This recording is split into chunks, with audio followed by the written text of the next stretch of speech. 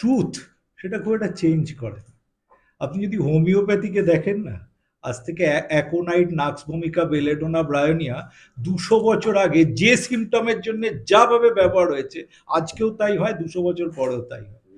আমি গর্বিত ভারতের কেন্দ্রীয় সরকার যেভাবে হোমিওপ্যাথি এবং আয়ুষকে সাপোর্ট করছেন, এবং হোমিওপ্যাথির সূত্র হঠাৎ আজকে গজিয়ে ওঠেনি। এটা যদি ডিপ রুটেড ১০,০০০ বছরের পিছনে চলে যাওয়া যায়, ভারতবর্ষে চরক সংহিতা, আয়ুর্বেদেতে হোমিওপ্যাথির যে সূত্র সিমিলিয়া সিমিলিবাস কিউরেন্টার, সেই সূত্র ওখানে অনুরণন পাওয়া গেছে সমং সম সময়তি হিসেবে। সুতরাং এটা ডিপ রুটেড একটা সিস্টেম, এবং বর্তমানে হোমিওপ্যাথির এই সেন্ট্রাল গভর্নমেন্টের আনুকূল্যে বা বিভিন্ন রাজ্য সরকারেরও আনুকূল্যে যেভাবে হোমিওপ্যাথিক চিকিৎসা বিজ্ঞান সারা বিশ্বে তার প্রথিত হয়েছে, তাকে এরকম কোনো একটা কোয়েশ্চেনের মাধ্যমে আপরুট করা, ব্যান্ড করা কারুর সাধ্য নেই সেখানে। আমি doctor Sudipta Narayan Roy, Chairman, National Ayush Task Force Associate. I address you today on behalf of the Ayush fraternity. We are dedicated to the well-being of the people of our nation through the promotion of holistic healthcare system. We find it imperative to express our deep concern and firm protest against the disparaging comments made in the camouflage of a question in parliamentary session on February 6th, 2024 regarding homeopathy, particularly the statement homeopathy is a form of quackery by Rajya Sabha member Mr. Saket Gokhale of Trinamool Congress. This statement, raised as item number 34 in the Rajya Sabha, has not only sparked discontent within the homeopathic fraternity, but has also offended the millions of individuals in our country who prefer homeopathy as their primary or alternative mode of treatment. We wish to highlight that homeopathy is recognized and practiced globally, and it is not banned anywhere. Rather, it faces certain regulatory restrictions to ensure the safety and well-being of patients. Globally acclaimed homeopathic doctor, Dr. Rothin Chakraborty, has hosted us in his chamber. কিছু কিছু কথার এত অর্বাচীন ব্যক্তিত্বের মুখ থেকে এমন কিছু কথা বেরিয়ে আসে, যে কথাগুলো না বলাই, তার প্রতিবাদ কিভাবে করব শুধু ভেবে পাই না, যে এটার কোনো উত্তর দেওয়ার প্রয়োজন আছে বলে আমি মনে করি না। আজকে এই প্রসঙ্গে একটু ছোট্ট কথা বলে দিই। সেটা হচ্ছে, হোমিওপ্যাথিক সিস্টেম ভারতবর্ষে প্রায় ২৫০ বছর ধরে চলছে, এবং হোমিওপ্যাথি সিস্টেম প্রথম ভারতবর্ষে আসে রানা রঞ্জিত সিংয়ের আমলেতে। রানা রঞ্জিত সিংজিকে ডক্টর হ্যানিম্যানের ছাত্র ডক্টর হানিফ বার্জার, তিনি আসেন জার্মানি থেকে চিকিৎসা করতে। সেই সময় তিনি মানসিক এবং কিছু শারীরিক সমস্যায় ভুগছিলেন। তাকে চিকিৎসা করা হয় এবং তিনি অত্যন্ত সুস্থ বোধ করেন, এবং তাকে ওনার সম্মানীয় কোর্টিয়ার্ড অ্যাপয়েন্ট করেন।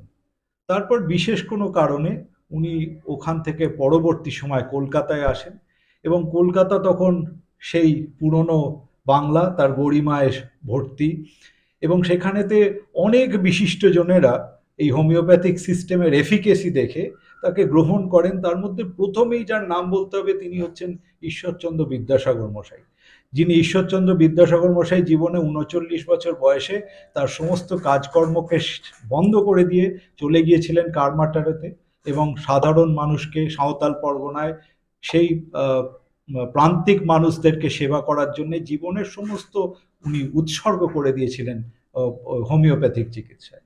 পরবর্তী সময় যাদের নাম যদি বলতেই হয়, অবশ্যই করে বলতে হবে ডক্টর মহেন্দ্রলাল সরকার, বাবু রাজেন্দ্রলাল দত্ত। এরা সবাই পায়োনিয়ার ছিলেন হোমিওপ্যাথির। এবং সব থেকে গুরুত্বপূর্ণ বিষয়, ব্রাহ্ম আন্দোলনের সেই সময় যারা পুরোধা ভাগে ছিলেন, এবং ঠাকুর পরিবার, শুধু কবিগুরু রবীন্দ্রনাথ নন, তার পিতৃদেব, তারা সকলেই এই হোমিওপ্যাথি চিকিৎসার অত্যন্ত অনুরাগী ছিলেন। আজ বেতার দিবস। আরেকজন যিনি বিশিষ্ট মানুষ, যার জন্যেই আজকে এই সব টেকনোলজি আমাদের সামনে যা রয়েছে সমস্ত, স্যার জগদীশচন্দ্র বোস, তিনি নিজে এই হোমিওপ্যাথি চিকিৎসা অত্যন্ত বিশ্বাস করতেন এবং সেই নিয়ে গবেষণা করতেন। বাড়িতে তার সমস্ত হোমিওপ্যাথিক ওষুধ চলতো। একাধিক নাম বলা যায়, মহাত্মা গান্ধী, স্বামী বিবেকানন্দ, মতিলাল নেহেরু, এরা আচার্য জগদীশচন্দ্র, শরৎচন্দ্র চট্টোপাধ্যায়, সবাই হোমিওপ্যাথি চিকিৎসাকে এমব্রেস করেছেন। পরবর্তী সময় আমরা যদি ভারতবর্ষের প্রেসিডেন্ট সাহেবদের নামের তালিকা দেখি, কে নন? বাবু রাজেন্দ্র প্রসাদ, সর্বপল্লী রাধাকৃষ্ণন, ডক্টর জাকির হোসেন, জয়েল সিংজি, এমনকি প্রণব মুখোপাধ্যায়ের মতো মানুষও হোমিওপ্যাথিকে আলিঙ্গন করেছেন। প্রত্যেকের হোমিওপ্যাথির জন্য আলাদা করে একটা স্টেটমেন্ট সেখানে ছিল। হোমিওপ্যাথি কিভাবে প্রতিষ্ঠা হয়েছে, রেকগনাইজড হয়েছে ইন্ডিয়াতে?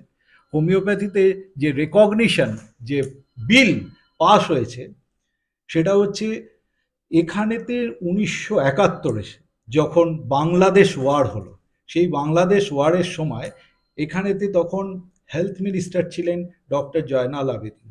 তিনি অ্যালোপ্যাথির পাশাপাশি হোমিওপ্যাথি চিকিৎসা করার জন্যে সেই সময়কার তদানীন্তন হোমিওপ্যাথিক ডাক্তারবাবুদেরকে ডেকেছিলেন।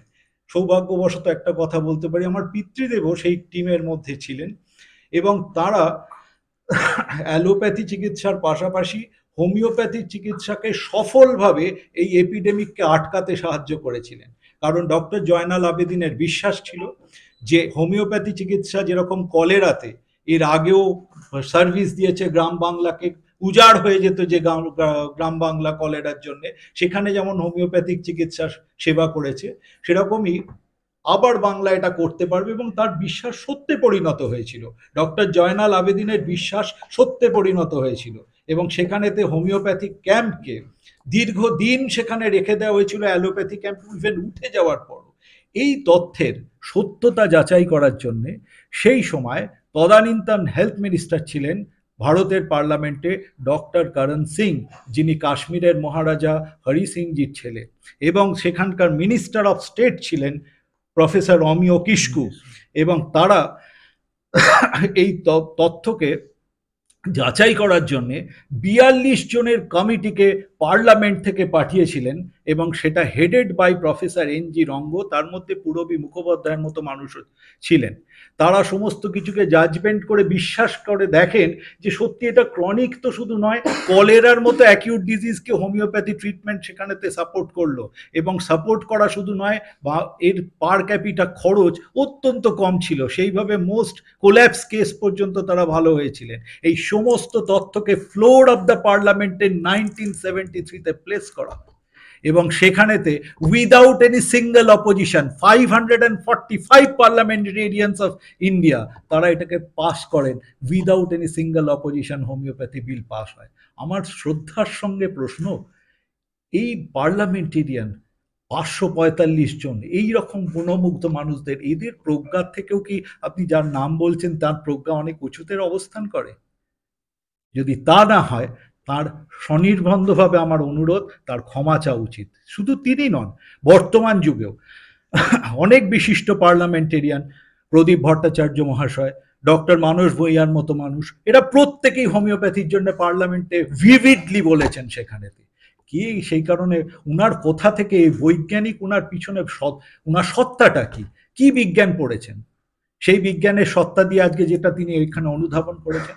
আমি গর্বিত ভারতের কেন্দ্রীয় সরকার যেভাবে হোমিওপ্যাথি এবং আয়ুষকে সাপোর্ট করছেন, এবং হোমিওপ্যাথির সূত্র হঠাৎ আজকে গজিয়ে ওঠেনি, এটা যদি ডিপ রুটেড 10,000 বছরের পিছনে চলে যাওয়া যায়, ভারতবর্ষে চরক সংহিতা, আয়ুর্বেদেতে হোমিওপ্যাথির যে সূত্র সিমিলিয়া সিমিলিবাস কিউরেন্টার, সেই সূত্র ওখানে অনুরণন পাওয়া গেছে সমং সময়তি হিসেবে। সুতরাং এটা ডিপ রুটেড একটা সিস্টেম, এবং বর্তমানে হোমিওপ্যাথির এই সেন্ট্রাল গভর্নমেন্টের আনুকূল্যে বা বিভিন্ন রাজ্য সরকারেরও আনুকূল্যে যেভাবে হোমিওপ্যাথিক চিকিৎসা বিজ্ঞান সারা বিশ্বে তার প্রথিত হয়েছে, তাকে এরকম কোনো একটা কোয়েশ্চেনের মাধ্যমে আপরুট করা, ব্যান্ড করা কারুর সাধ্য নেই সেখানে।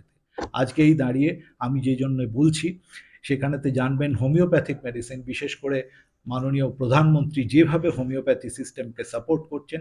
ইতিমধ্যেই পশ্চিমবঙ্গে দুটো অত্যন্ত গুরুত্বপূর্ণ গবেষণাগার তৈরি হয়েছে, যেটা বিশ্বের মধ্যে অন্যতম।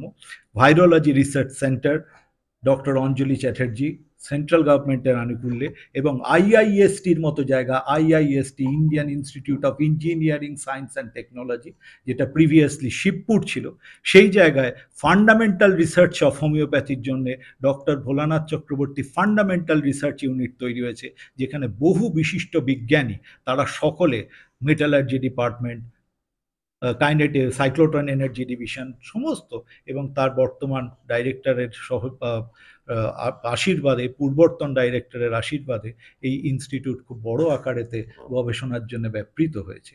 আমার বিশ্বাস, মানুষের সেবায় হোমিওপ্যাথি যেরকম 200 বছর পার করেছে, আগামী বহু বছর, আগামী বহু দিন এই হোমিওপ্যাথি মানুষের সেবায় আরও তার গভীর থেকে গভীরতম জায়গা অবস্থান করবে। Homeopathic Medical Association of India, also former executive member, Central Council of Homeopathy, Government of India. আজকে যে প্রশ্নটা সবার সামনে সারা ভারতবর্ষে তোলপাড় করে চলছে, সেটা আর কিছু নয়, হোমিওপ্যাথিকে অপদস্থ করার জন্য একজন এমপি, তৃণমূল সরকারের এমপি মিস্টার সাকেত গোখলে 6 তারিখে রাজ্যসভায় তিনি যে বক্তব্য পেশ করেছেন, সেটা সত্যি সত্যি মর্মাহত। আমি ব্যক্তিগতভাবে সারা ভারতবর্ষের সমস্ত জায়গাতে অর্গানাইজিং এতে আমি ঘুরেছি, দেখেছি, এবং বিশেষ করে পশ্চিমবঙ্গ হচ্ছে হোমিওপ্যাথির মক্কা। যেমন মুসলিমদের মক্কা হচ্ছে আরবে, হোমিওপ্যাথির মক্কা হচ্ছে সারা ভারতবর্ষে, কারণ সারা পৃথিবীর মক্কা এখন পশ্চিমবঙ্গকে আমরা বলতে পারি। এবং সেই জায়গায় দাঁড়িয়ে সেই স্টেটের একজন এমপি সাকেত গোখলে যেভাবে হোমিওপ্যাথিকে অপদস্থ করার চেষ্টা করেছেন রাজ্যসভাতে, এটা শুধু হোমিওপ্যাথি ডাক্তার না, যারা হোমিওপ্যাথি ট্রিটমেন্ট করছেন, হোমিওপ্যাথির সঙ্গে যারা আছেন, প্রত্যেকের কাছে এটা অবমাননা বলে মনে হচ্ছে, ইনসাল্ট বলে মনে হয়েছে আমার। এছাড়াও আপনাদের জানাচ্ছি, তিনি যে বলেছেন হোমিওপ্যাথি কয়েকে এবং অনেক জায়গায় এটাকে ব্যান করা যায়, এটা সেন্ট্রাল গভর্নমেন্টের বই। আমরা যখন সেন্ট্রাল গভর্নমেন্টের সিসিআইএস এর মেম্বার ছিলাম, এক্সিকিউটিভ মেম্বার, এটা সেন্ট্রাল গভর্নমেন্টের তত্ত্বাবধানে সারা পৃথিবীর কতগুলো জায়গায় হোমিওপ্যাথি কলেজ আছে, কতগুলো জায়গায় হোমিওপ্যাথি স্টেট হোমিওপ্যাথি আছে, সমস্ত কিছু লিপিবদ্ধ করা আছে বাই দি সেন্ট্রাল গভর্নমেন্ট। এই সমস্ত থাকার পরেও কিভাবে সাকেত গোখলে কিছু না জেনে এই ধরনের একটা উক্তি করেছেন, এতে আমরা আমাদের সমাজ, শুধু আমাদের সমাজ নয়, সারা ভারতবর্ষী মর্মাহত বলে মনে করি।